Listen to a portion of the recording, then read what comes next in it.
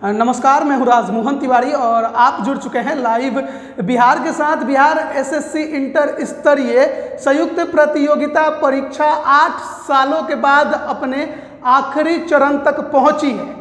लेकिन इस आखिरी चरण के बाद जो आने वाली काउंसलिंग है, यानी फाइनल मेरिट लिस्ट जारी होने से पहले जो काउंसलिंग होगी, उसको लेकर अभ्यर्थियों में काफ़ी ज़्यादा चिंता बैठ गई है। अभ्यर्थी इस चिंता में है कि इस काउंसलिंग में कुछ ऐसा हो सकता है जिस वजह से 12,140 पदों की इस परीक्षा में कई सीटें खाली रह जाएंगी। इसी पर चर्चा करेंगे।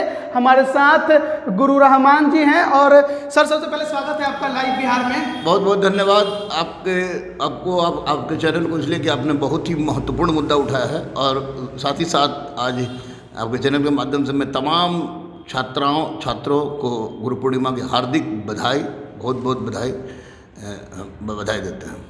इस मुद्दे को कैसे देख रहे हैं? 2016 का जो रीओपन किया गया था फिर से, उस दौरान कई ऐसे अभ्यर्थी थे जिनको फॉर्म नहीं भरना था, उन्होंने भी उसमें आवेदन कर दिया और अब उन्हीं को लेकर जो वैध अभ्यर्थी हैं वो बड़ी ज़्यादा चिंता में आ गए हैं। देखिए, मैं एक बात आपको स्पष्ट बता देना चाहता हूँ कि अगर मेरा बस चले तो यानी कि कुछ किस तरह का पावर इस तरह का रहे तो मैं बीएसएससी को भंग कर दूँ। अच्छा। क्योंकि बीएसएससी में बिल्कुल गलत है, ये आयोग के नाम पर बच्चों के मानसिक आर्थिक शोषण का एक माध्यम है।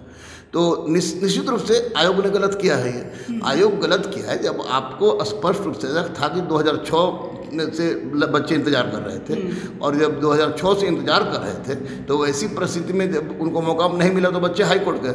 जब बच्चे हाई कोर्ट गए तो हाई कोर्ट के आदेशानुसार आयोग ने फॉर्म भरवाया। अब फॉर्म भरवाया तो जब इसका एक मिनिमम एज होता है, इंटर स्तरीय का मिनिमम एज होता है 18 साल इसका एज होता है। तो जब आयोग के विरुद्ध छात्रों के पक्ष में फैसला गया तो उसमें उन तमाम छात्रों को जिनकी एज खत्म हो गई थी, आयु खत्म हो गई थी, इसलिए नहीं कि उनकी गलती थी, ये आयोग की गलती कारण, तो हाई कोर्ट ने उनको आदेश दिया, वो फॉर्म भरे और एलिजिबल हो गए। लेकिन इसमें ऐसा भी हुआ कि जब वैकेंसी निकला था तो बहुत सारे छात्र ऐसे थे जिनकी उम्र नहीं हुई थी, और जब दोबारा हाई कोर्ट का आदेश हुआ तो हाई कोर्ट का आदेश केवल और केवल उन बच्चों के लिए था जो आयु के कारण जो छूट रहे थे, उन लोगों के लिए नहीं था कि जिनका एज होते जाएगा और वो भरते जाएंगे। तो उन लोगों को उन लोगों ने भी फॉर्म से डाल दिया जिनका मान ले आपको 16 था और 18 एज हो गया बाद में, तो 2016 में 18 हो गया, तो उन लोगों ने डाल दिया। तो किसी भी दृष्टिकोण से उचित नहीं है, ना उचित है, ना न्यायोचित है, और न आयोग के द्वारा किया गया क्रियाकलाप किसी भी तरह से छात्रों के हित में है। इसलिए मैं कहता हूँ कि बीएसएससी को चाहिए कि अगर वो अपना काम ठीक से नहीं कर सकती है तो कह दे, भैया हाथ खड़ा कर दे कि हम अपना छोड़ रहे हैं, हमारे बस में नहीं है कि एक परीक्षा भी हम कंडक्ट करा दें। क्योंकि 8 साल पर एग्जाम होती है जिस राज्य में किसी आयोग के द्वारा, तो उस आयोग को रहने का कोई औचित्य नहीं है। ये मैं स्पष्ट शब्दों में कह रहा हूँ, उस आयोग को भंग कर देना चाहिए और उसका बीपीएससी को दे दे या अन्य किसी आयोग को दे दे, लेकिन बीएसएससी को अब परीक्षा कंडक्ट कराने का कोई अधिकार नहीं है। हर बार बीएसएससी हर बार कोई ना कोई गलती ऐसी करती है जिसका खामियाजा बेचारे छात्र और छात्रा भुगतते हैं, इसलिए गलत हुआ है। और निश्चित रूप से एक बात हमको आप बताइए कि जो बच्चे का एज नहीं था उनको आयोग के हाई कोर्ट के माध्यम से उनको मौका मिल गया, उनका वो भी परीक्षा दिए होंगे, और जिनका एज वाकई में नहीं था, पूरा ही नहीं हुआ था, उनने भी फॉर्म भर दिया। तो अगर उसमें से जिनका 16 एज था और 2016 में 18 हो गया उनका, अब उनका हो जाएगा, तो निश्चित रूप से ये बात हुई कि बिल्कुल आयोग की गुंडागर्दी हुई। फिर तो बच्चे बेचारे क्या करेंगे? बच्चे भर दिए, कोई भी स्टूडेंट रहता तो मैं भी भर देता, आप भी भर देते कि चलो कुछ ना कुछ हो जाए। लेकिन ये गलत है, आयोग उस पर 100% गलत है। इसलिए मैं आयोग के अध्यक्ष से, आयोग के सचिव से, मैं गुरु रहमान स्पष्ट रूप से ये कहना चाह रहा हूं कि जो लोग एलिजिबल नहीं थे हाई कोर्ट के माध्यम से भी और उनके माध्यम से भी, उनको पहले ही छांटे क्योंकि परीक्षा के बाद अगर आप छांटते हैं और कहते हैं कि इतना सीट खाली रह गया और क्योंकि इतने ऐसे लड़के आ गए थे, तो ये गुंडागर्दी होगी। इसको गुंडागर्दी से कम नहीं कहा सकता है। यानी कि एक थाली का भात उठाइए और दूसरे थाली में डालिए। बीएसएससी स्टूडेंट को मूर्ख बना रही है।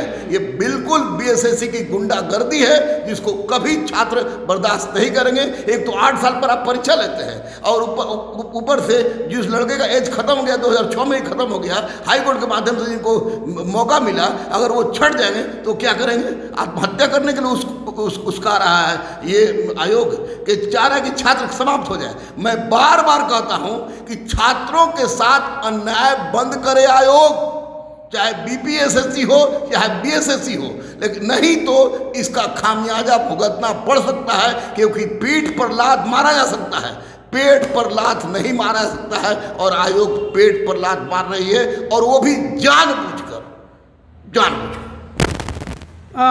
2014 में प्रथम इंटर स्तरीय बिहार एसएससी की ये बहाली आई थी। उसके बाद क्या हुआ कि उस समय फॉर्म भरा गया, लेकिन कुछ ऐसे अभ्यर्थी थे जो 2006 से इसका इंतज़ार कर रहे थे। वो उम्र अधिक होने की वजह से फॉर्म नहीं भर पा रहे थे, तो वो हाई कोर्ट गए।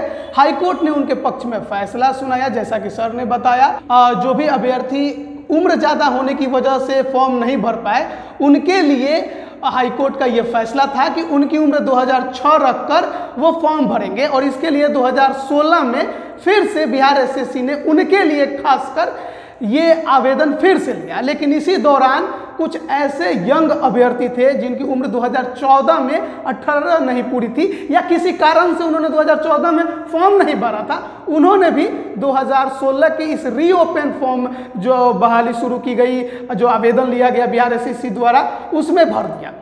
एग्ज़ाम पीटी भी हो गया, मेंस भी हो गया, टाइपिंग हो गया, शॉर्ट हैंड होना है, इसके बाद आपका फिजिकल होना है, और इसके बाद काउंसलिंग के लिए बुलाया जाएगा। ऐसे में जो वैध अभ्यर्थी हैं जिन्होंने 2014 में फॉर्म भरा, या जो 2016 में अधिकतम उम्र होने की वजह से फिर से दोबारा फॉर्म भरे, उनके लिए चिंता यह है कि काउंसलिंग के दौरान कुछ ऐसे अभ्यर्थियों को भी बुलाया जा सकता है, क्योंकि वो पास तो हुए ही हैं, तो उनकी संख्या कितनी है अभी तक ये मालूम नहीं है। ना ही बिहार एसएससी द्वारा बताया गया है, ना ही कोई आंकड़ा हमारे पास है, ना अभ्यर्थी के पास है। ऐसे में चिंता वैध अभ्यर्थियों के लिए ये है कि अगर काउंसलिंग, जो कि सीजीएल के आधार पर हम देखें तो 1.25 गुना काउंसलिंग में बुलाया गया था, तो अभ्यर्थी ये मान रहे हैं कि इस बार भी कहीं 1.25 गुना ही बुलाएगा। और उसमें अगर इन अवैध अभ्यर्थियों की संख्या ज़्यादा हुई और उनकी छटनी काउंसलिंग में कर दी गई, तो फिर मुश्किलें खड़ी हो जाएंगी, सीट खाली रहने की बात सामने आ जाएगी। 8 सालों से अभ्यर्थी इस परीक्षा का इंतज़ार कर रहे थे, इसके परिणाम का इंतज़ार कर रहे थे, लेकिन अगर अभी भी इसमें विवाद ही है तो फिर बिहार एसएससी को कुछ इस पर कदम उठाने चाहिए। सर, सबसे बड़ा सवाल यही है, इनकी संख्या कितनी है किसी को मालूम नहीं। देखिए, बीएसएससी संख्या नहीं बताएगा, इसलिए कि बीएसएससी बिल्कुल मनमानी कर रही है। इसमें स्पष्ट रूप से मैं हमारे लिए वैध और अवैध कोई नहीं है, लेकिन नियम होती है। अगर एज नहीं है, मान ले कि हमारा एज नहीं है और बाद में किसी कारण बस आपके जिसका एज नहीं था उसको मौका दे दिया गया और मैं भी फॉर्म भर दूँ, तो आपकी सबसे बड़ी गलती तो है कि आपने उन लड़कों को छांटा क्यों नहीं।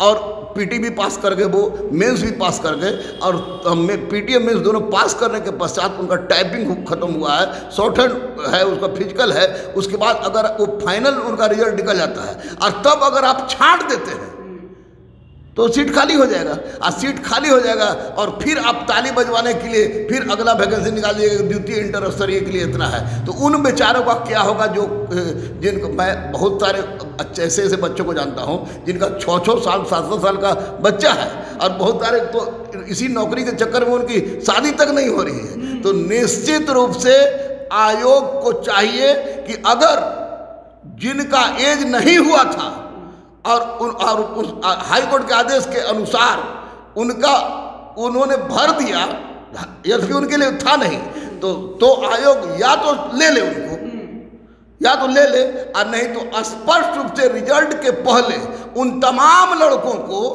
जिनका एज नहीं हुआ था और दोबारा हाई कोर्ट के आदेशानुसार उन लोगों ने हाई कोर्ट के आदेशानुसार मैं कह रहा नहीं भरा था, उनको छांट दे तभी इसमें भलाई है। और नहीं तो आयोग अगर वाहवाही लूटना चाहती है तो ये आयोग की गुंडागर्दी। इसमें ये नहीं हो सकता है कि काउंसलिंग में तब ज्यादा अभ्यर्थियों को बुलाया जाए? नहीं, काउंसलिंग में ज़्यादा अभ्यर्थियों को बुलाया जाएगा तो फिर ये बाकी जो जिनका एज नहीं हुआ था और बाद में 18 साल हो गया तो मान लीजिए कि अगर इनको छांटना है, हाँ, है ना, काउंसलिंग के दौरान ही छांटिएगा जो करना है, तो काउंसलिंग में अगर छांटना है इनको तो एक और तो किया जा सकता है कि काउंसलिंग में ज्यादा अभ्यर्थियों को बुलाए ताकि जो वैध थे। इनको क्यों बुलाए? अच्छा, आपने कहना करते कि इनको बुलाए ही नहीं अगर छांटना है। अगर छांटना है तो बुलाए ही नहीं, अगर नहीं छांटना है तब बुला सकता है, इसमें कोई दिक्कत नहीं है। क्योंकि बच्चे हमारे एक अंगूठा काटे तो भी हमारी बच्चे हैं, इसको काटे तो हमारी बच्चे हैं। अगर छांटना है तो मत बुलाइए, अगर नहीं छांटना है तो बुलाइए, कोई दिक्कत नहीं है। लेकिन मैं आपको बता दूं कि वैसे लड़कों को आयोग छांटेगी क्योंकि आयोग बहुरूपिया हो गई है और वो चाह रही है कि इनको हम इस तरह कर देंगे जो सीट बच जाएगा तो बोले कि हम क्या करें, सीट बच गया और फिर दूसरा निकाल देगा और वाहवाही लूटने का प्रयास करेगा। लेकिन लड़के अब मूर्ख नहीं हैं, क्योंकि आप लोग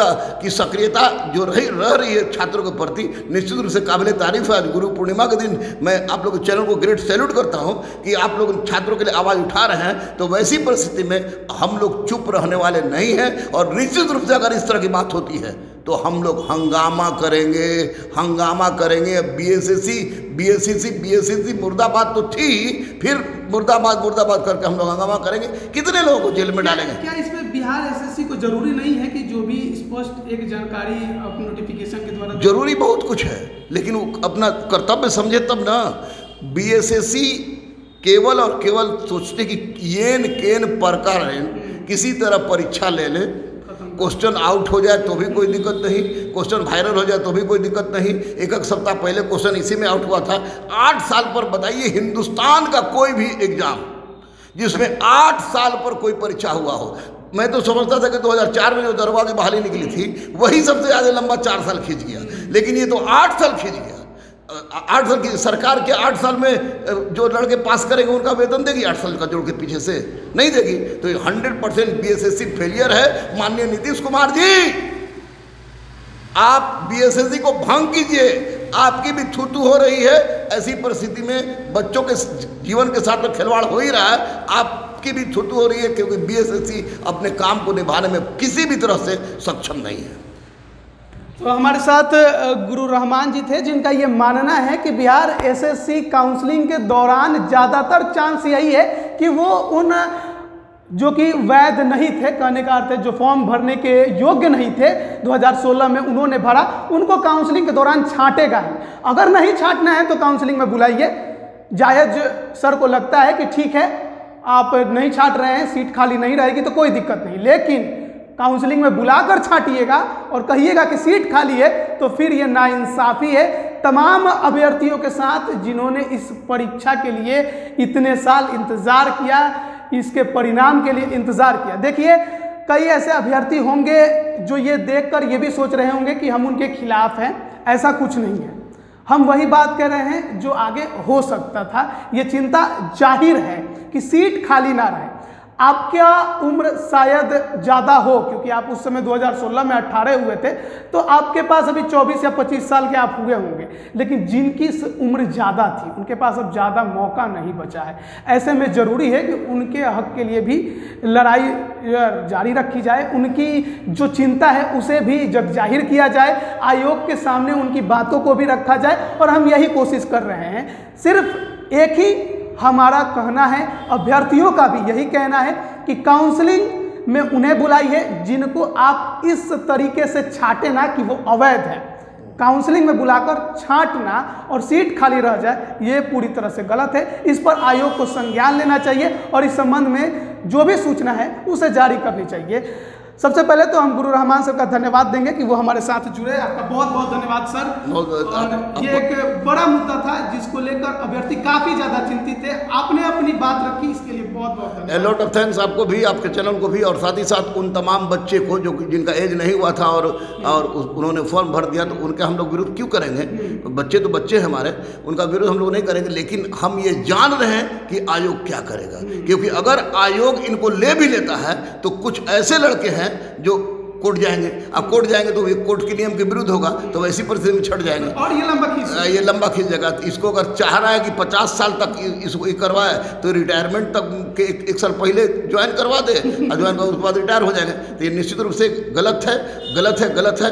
आयोग उन्हीं लड़कों को काउंसलिंग में बुलाए जिनको लेना है, और नौटंकीबाजी मत करे बाद में कि सीट खाली रह गया इसलिए हम नया वैकेंसी निकाल रहे हैं, क्योंकि सीट बहुत है, सरकार के पास निकालना नहीं चाह रही है। इसलिए आयोग से भी विनती है, अध्यक्ष महोदय से, सचिव महोदय से, अब माननीय मुख्यमंत्री से भी, कि आयोग के इस तरह के क्रियाकलाप पर रोक लगाए, क्योंकि छात्रों के भविष्य के साथ खेलने का मतलब है देश के भविष्य के साथ खेलना, क्योंकि छात्र हमारे देश के रीढ़ हैं, आधार स्तंभ हैं। और मैं जब छात्रों के साथ गलत होगी, मैं मरने और मारने के लिए भी तैयार था, हूं और रहूंगा। अब बने रहिए लाइव बिहार के साथ। आपकी आवाज़ हम प्रमुखता के साथ उठाते हैं, आगे भी उठाते रहेंगे। बिहार एसएससी से संबंधित या फिर कोई भी बिहार के प्रतियोगी परीक्षाओं से संबंधित अगर आपको कोई बात कहनी है तो आप हमें मैसेज कर सकते हैं, कमेंट कर सकते हैं। अब बने रहिए लाइव बिहार के साथ। आपका बहुत बहुत धन्यवाद। लाइव बिहार YouTube पर सब्सक्राइब और Facebook पर लाइक जरूर करें।